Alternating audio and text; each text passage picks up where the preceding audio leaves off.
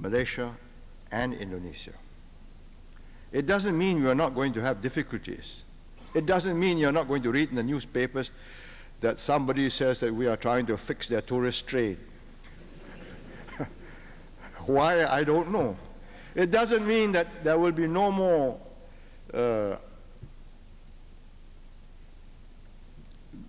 amazing discoveries that SAF rations have been found in Gunung, what is it called? Gunung Ledang.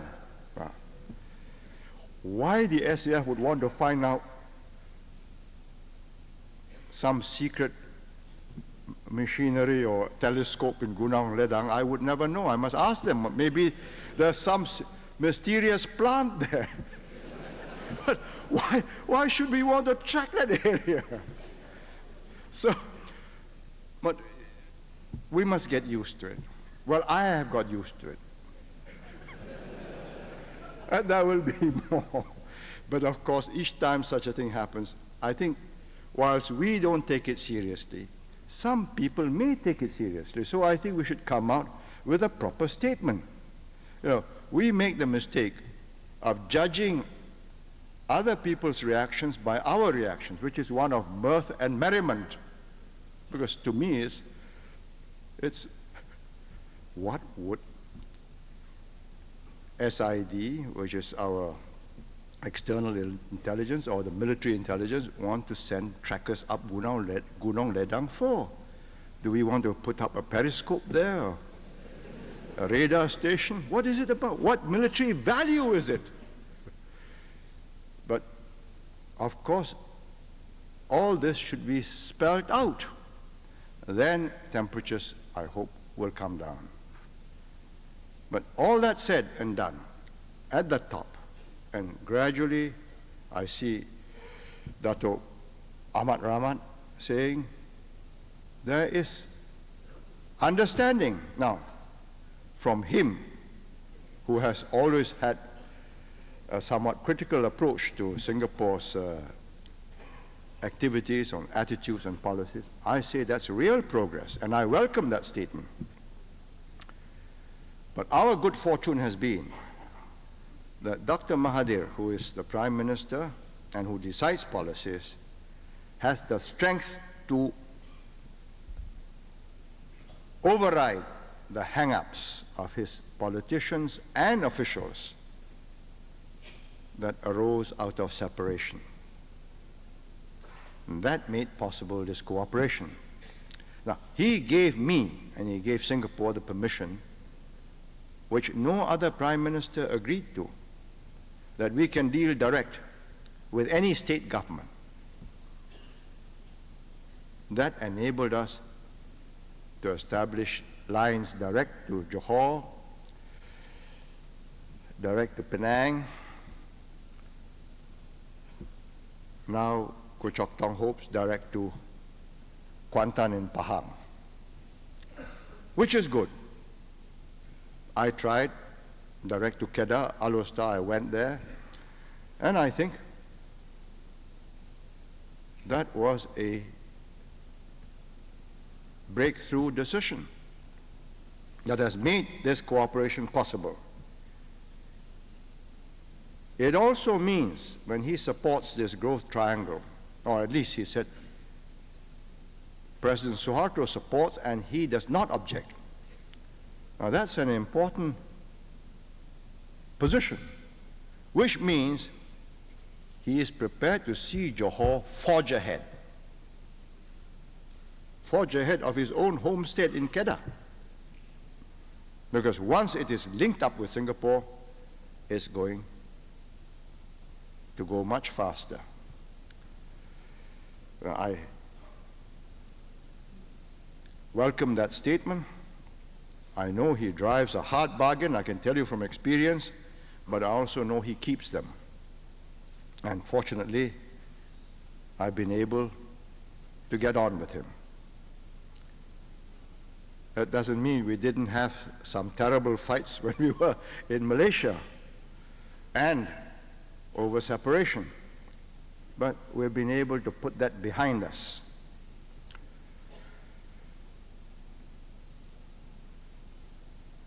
And this recent statement of his about the growth triangle in the north, North Malaysia, North Sumatra, Aceh, and Thailand, is another breakthrough in thinking. If I could simply put it like this. When Goh Chok Tong proposed this growth triangle,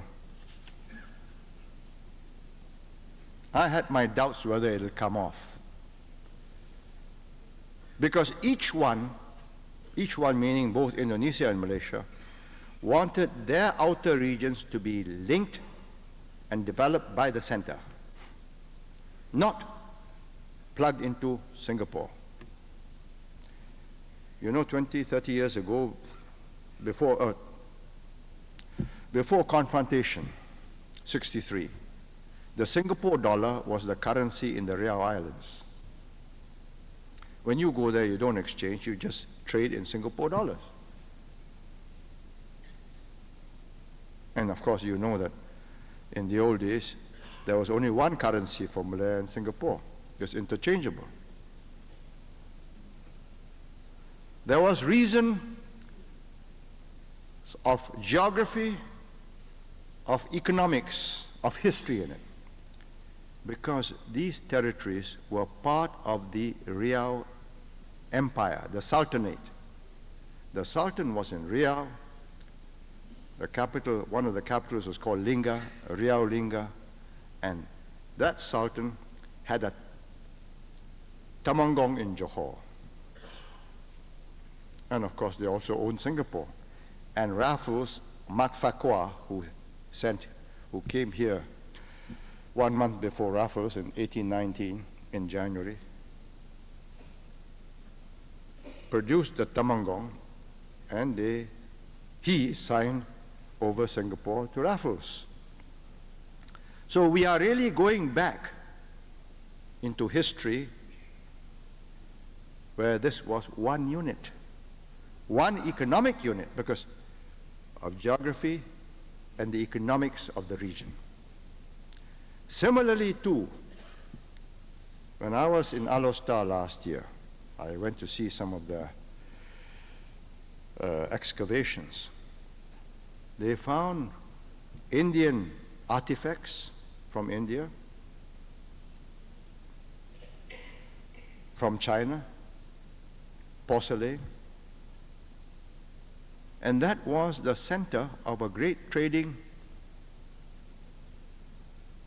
hub. It was the hub of a trading region that covered the whole of that part of the peninsula, which must have included southern Thailand and across the straits to Aceh. What happened was, once the Europeans came and divided the political frontiers, each wanted the economy of that outer region linked up to the center. So Jakarta wants Riau linked up to Jakarta. Result, Riau's progress slowed. Similarly,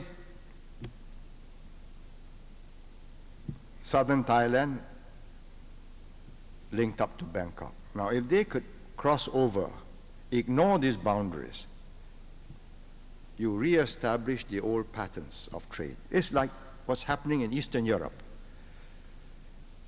Eastern Europe used to be a great trading area for the Germans, or with the Germans as the center. Hungary, Czechoslovakia, Poland. Then Stalin drew the line and said, right, you will all be part of Comecon.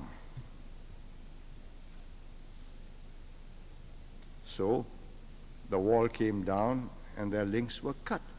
Result, they are terribly poor now, including the East Germans. The wall has come down, the old patterns will be reformed. And given time, they will revive and recover and prosper. Now, it requires either a dramatic political change like that, or like that meaning Eastern Europe, where artificial barriers were swept aside by the logic and force of economics and history, or, as in the case of Johor, Singapore, and Riau, by the political perceptions of the leaders that this is the more intelligent way to get the place going.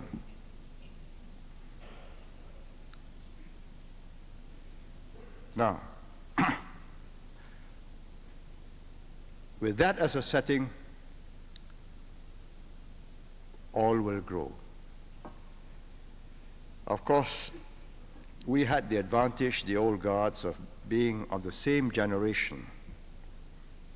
You know, we shared one colonial history. So Dr. Mahathir came to medical college in Singapore. He graduated from the University of Malaya, which was then in Singapore. One colonial entity. Therefore, we have some common reference points.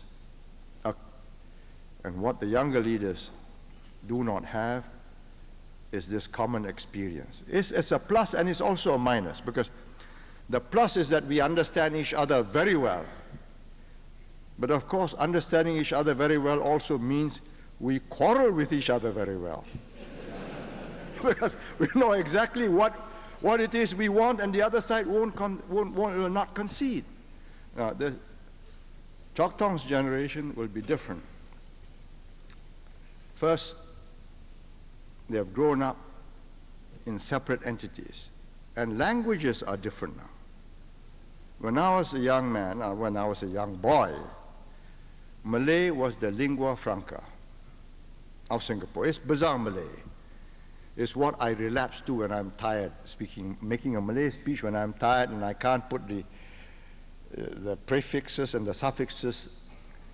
I just go back to the root word. But Goh Chok Tong's generation can't even speak the root word. Maybe that's an advantage. So they just speak English and there's no misunderstanding.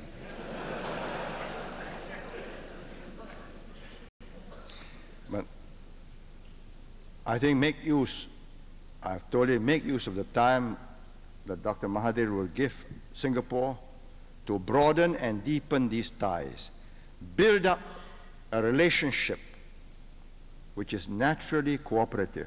Both sides gain from it. Just talking cooperation without tangible benefits in dollars and cents, either in increasing tourism or increasing investments, increasing trade, does not help. Better still, give them investments in Singapore so that when Singapore develops, property prices go up, they gain. Find some such nexus and reach out to the next generation leaders. I'm sanguine about Malaysia because they have had 3 leadership changes, from the Tunku to Razak, to Tun Hussein on to Dr. Mahathir.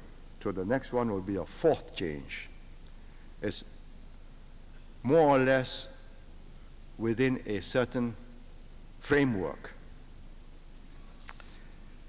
But remember, in new countries, the character and personality of the leaders count for a great deal in deciding bilateral relations. I'm not saying that in all countries, established systems, the personality of the leaders don't count. I mean, for instance, you would have read that Mrs. Thatcher and President Reagan got on very well. They liked each other. And President Reagan respected Margaret Thatcher's robust attitudes on economics, world affairs, and communism. And not so much rapport or warmth or sense of camaraderie with President Bush until they met at Ashburn recently. If you read the newspapers, you see President Bush gets on better with the Chancellor of the Federal Republic of Germany, Helmut Kohl. although Helmut Kohl doesn't speak English. But even when they don't like each other, like probably Mrs. Thatcher and President Mitterrand, I think, or even Mrs. Thatcher and Helmut Kohl, if one goes by the newspapers, the two foreign officers, or the External Affairs Ministry, there is a history, there is an institutional memory that says, look, the last time we had that quarrel with them, we did this, and that led to this, and so on, so we better don't do this. Just keep these options open. So it is kept within certain finite limits. It's not allowed to overplay its bounds. But in a new country, the leader, if he quarrels with another leader, that's very big trouble, because there are no institutions that can mitigate or mute the consequences.